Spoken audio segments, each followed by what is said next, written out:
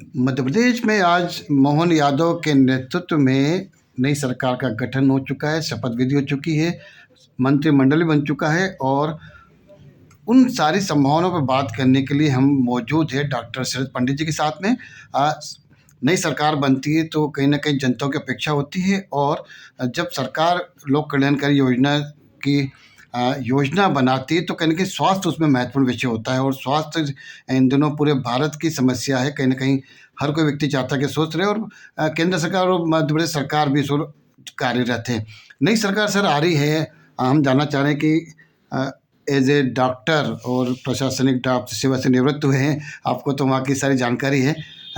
As a doctor और अधिकारी होने के नाते आप मध्य प्रदेश सरकार से क्या अपेक्षा रखते हैं कि वो मध्य प्रदेश की जो जनता है उनके स्वास्थ्य के लिए क्या कार्य करें या भविष्य में क्या योजना ऐसे लाए ताकि जन कल्याण का स्वास्थ्य एक अच्छे नागरिक को मिल सके?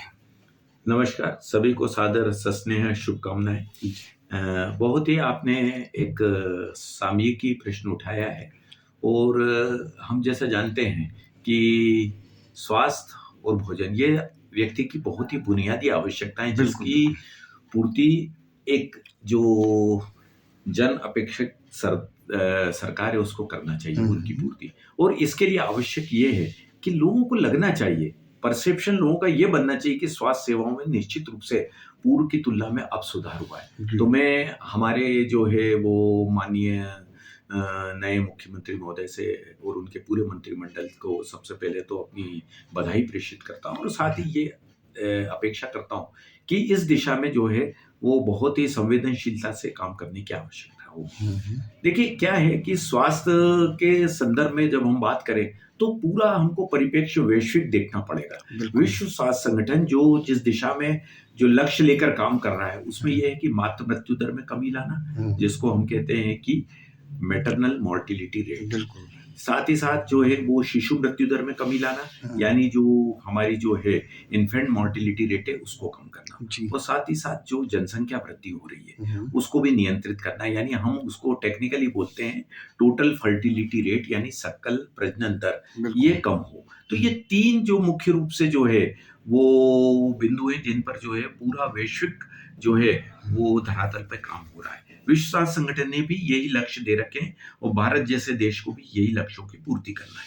देखिए सबसे पहले तो ये है कि आम जन को ये जो है हम ये लक्ष्यों को तभी प्राप्त कर सकते हैं जब हमारे अस्पतालों में अच्छी सुविधाएं मिले। आम आदमी के लिए तो देखिए सरकारी अस्पताल ही जो है वो आशा का केंद्र है और यदि व्यक्ति वहां जाता है तो उसको लगना चाहिए कि बुनियादी परिवर्तन हो। सबसे पहले तो हमारे अस्पतालों में जो है वो हम नहीं चाहते कि वो 5 सितारा या 3 सितारा या इस तरह की जो है सुविधाएं हो, परंतु वहां बुनियादी सुविधाएं यदि मिलेगी तो आम आदमी को संतुष्टि प्राप्त होगी। देखिए सबसे पहले तो डॉक्टर्स जो है उपलब्ध होना चाहिए। डॉक्टर्स जो है वो जो है हमारे जो सरकारी क्षेत्र में जो है वो आज भी 40 से 50% पद खाली पड़े हैं और खास करके जो है ग्रामीण और आदिवासी क्षेत्र में, तो उसको भरने के लिए प्रयास किया जाना चाहिए।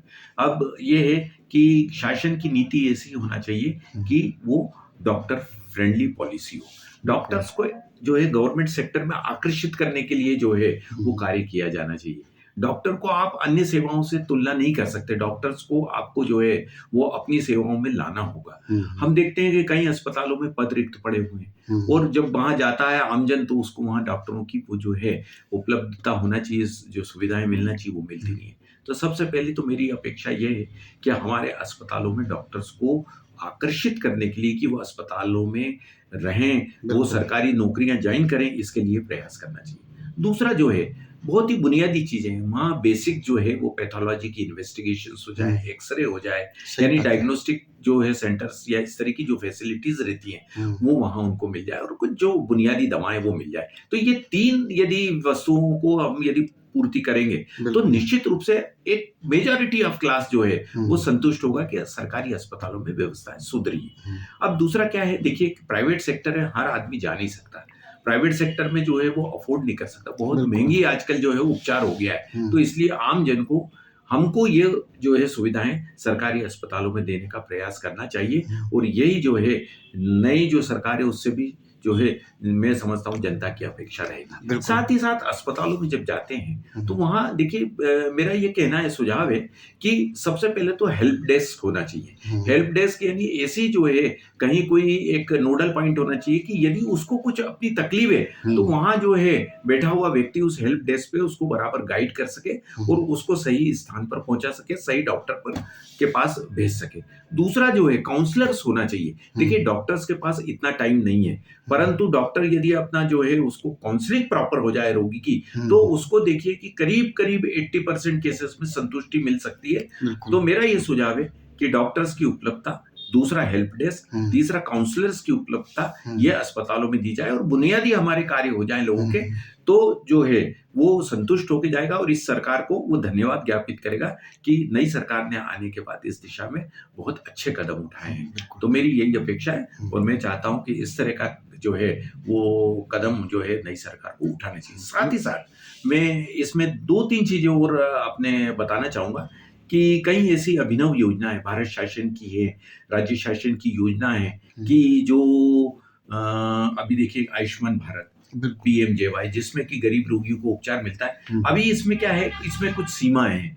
अभी हमारी जो सर्वे सूची है उसमें सभी लोगों को सम्मिलित नहीं किया गया है। तो इसमें ऐसे लोगों को भी जो गरीबी रेखा के नीचे वाली लाइन में है वो तो आ ही जाएंगे, परंतु उसके ऊपर भी मध्यम आय वर्गीय लोग हैं, उनको भी सरकारी अस्पतालों में इन सुविधाओं का और गंभीर बीमारियों के उपचार की सुविधा मिलना चाहिए। देखिए ये योजना जो है आयुष्मान भारत, इसका दायरा बढ़ाया जाना चाहिए और इसकी जो सीमा है, परिधि है, इसको थोड़ा सा मध्यम आय वर्गीय लोगों को भी मतलब जो है इसका लाभ प्राप्त हो सके, ये प्रयास किए जाना चाहिए। दूसरा जो है इसमें जो है मैं आपको बताऊं कि हमारा आशादीप सेवा प्रकल्प ट्रस्ट जो है और हमारा आशादीप ट्रस्ट हॉस्पिटल है, इस दिशा में लगभग पिछले 5 वर्षों से कार्य कर रहा है और हमारे यहाँ जो है इस तरह का कोई रोगी जो हड्डी रोग से पीड़ित है या किसी तरह की उसको एक्सीडेंट हो गया है, हम लोग जो है उसको निःशुल्क उपचार यहाँ उपलब्ध करा रहे हैं। तो हमने तो एक छोटा सा अपना सहयोग दिया है, कंट्रीब्यूशन दिया है। मैं समझता हूँ कि आज इंदौर में अच्छे चिकित्सक है, अच्छे चिकित्सालय हैं, वो लोग भी इसमें जो है आगे सम्मिलित होंगे और गरीब लोगों का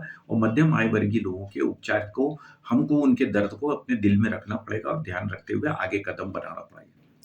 बिल्कुल डॉक्टर साहब, आप जब जिक्र कर रहे थे कि आम नागरिक की जो आशा होती है वो सरकारी अस्पताल ज़्यादा होती है, लेकिन आपने उससे बढ़कर आशादीप ट्रस्ट का जो उदाहरण दिया है वो मुझे लगता है कि वो कहने के सराहनीय काम आप कर रहे हैं।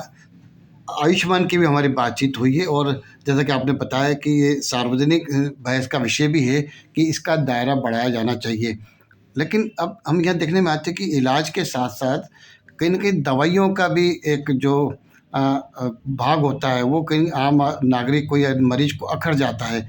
शासन प्रशासन जैसे कि हमने कहा नई सरकार आई है, दवाइयों के बारे में कोई सरकारी नीति, सरकार पे कोई आप सुझाव देना चाहेंगे कि सरकार को दवाई वितरण या दवाई के बारे में से कुछ कंट्रोल करना चाहिए ताकि मरीज को इलाज तो मिले, उसकी जो दवाई है वो भी सहज उपलब्ध हो सके?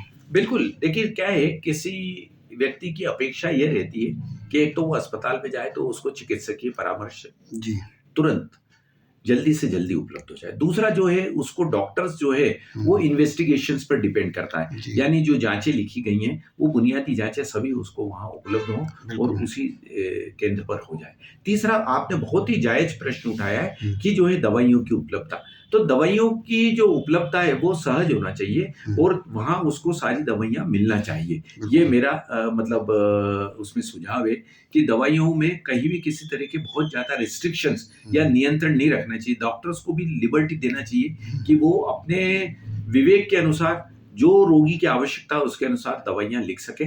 कहीं भी उनके हाथ नहीं बांधे जाना चाहिए कि दवाइयां जो है वो इसी दायरे में लिखी जाए और दवाइयां वहां सहजता से उपलब्ध हो। इसमें देखिए सरकार की दवा नीति है, सरकार इस दिशा में लगातार कार्य कर रही है। हम लोग भी जब प्रशासनिक कार्य करते थे उस समय भी जो है दवा की नीति बनाई गई, पर इस दवा की नीति को बहुत सरलीकृत किया जाना चाहिए और डॉक्टर्स को जो है वो स्वतंत्रता दी जाना चाहिए कि वो जो है रोगी को दवाइयां लिखने के मामले में कहीं भी वो जो है उसको रेस्ट्रिक्शंस नहीं होना चाहिए और लिख सके और रोगी को वो दवाएं वहां उपलब्ध है। इसके लिए आवश्यक ये है कि देखिए जहां हर जिले में जहाँ अस्पताल अधीक्षक रहते हैं जी। या सिविल सर्जन रहते हैं या जो है वो चीफ मेडिकल एटेंडेंट ऑफिसर या डीन मेडिकल कॉलेज के हॉस्पिटल्स में अधीक्षक रहते हैं, ये लोगों को जो है वो अधिकार देना पड़ेगा, आपको उन पर विश्वास करना पड़ेगा, ताकि यदि कुछ वहाँ दवाइयों का अभाव है तो वो तुरंत स्थानीय स्तर पर क्रय करके वो दवाइयाँ जो है आम रोगी को उपलब्ध करा सके।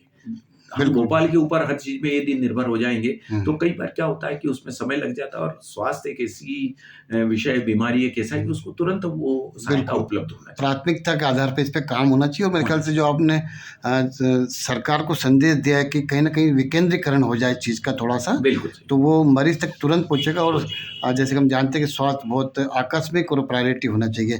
तो डॉक्टर साहब आपका धन्यवाद, आपने सरकार के लिए अपने विचार प्रकट करें। हम उम्मीद करते हैं कि सरकार के जो वरिष्ठ अधिकारी हैं, जिम्मेदार अधिकारी हैं और जो भविष्य में मंत्री बनने वाले हैं, कहीं ना कहीं आपके इस अनुभव और आपकी सलाह का ध्यान रखेंगे। आपने हमसे बात करी, इसके लिए आपको धन्यवाद। नमस्कार। नमस्कार।